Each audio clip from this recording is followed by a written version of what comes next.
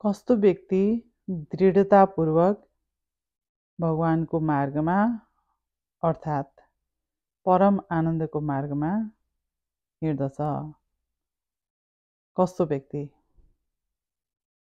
श्री भगवान उवाच येषां त्वन्तगतं पापं जनानां पुण्यकर्मणा ते द्वन्द्वमोहनिर्मुक्ता भजन्ते मा दृढव्रता। गीतामा श्री भगवानले भनिबक्सिनु भएको छ,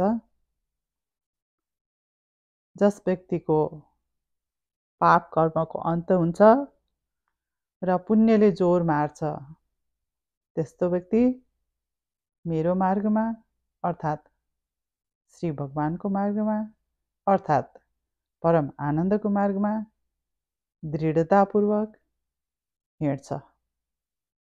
उसलाई त्यति बेला कसैले रोक्न सक्दैन।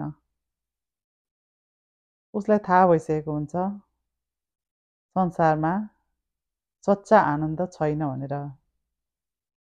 यो जति संसारमा सच्चा आनन्द छ भनेर संसारकै पछि भौतिक संसारको भौतिक आनन्दको पछि नै लट्टु भएर लागिरहेको हुन्छ मान्छेहरू।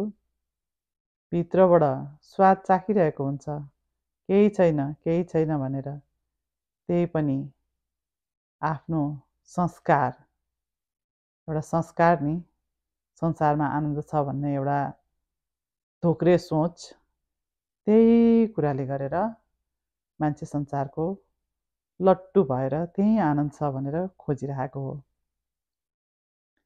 संसारमा आनन्द छैन भनेर जब मान्छेलाई लाग्छ, मान्छेको पापको पनि अन्त हुन्छ र पुण्यले जोर मार्न थाल्छ।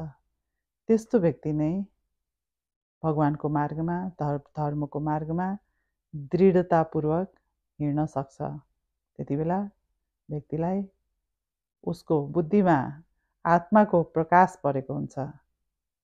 के सही हो, के गलत हो, के चाहिने पुराणमा वेद पुराण अनुसारको हो, के चाहिने शास्त्रीय कर्म हो, के चाहिँ शास्त्रीय कर्म होइन, त्यसको भेदहरू जान्नमा ऊ त्यति बेला जिज्ञासु हुन्छ।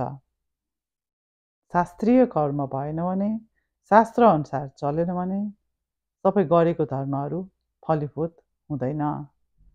हरेक कर्म शास्त्र अनुसार हुनुपर्छ, शास्त्रीय ढङ्गबाट हुनुपर्छ। त्यही भएर जो शास्त्रीय कर्म अनुसार शास्त्र अनुसार जो चल्छ उसको कर्महरू पनि फलीभूत हुँदै जान्छ। उसलाई त्यति बेला थाहा हुन्छ कर्मयोग गर्नुपर्छ भनेर।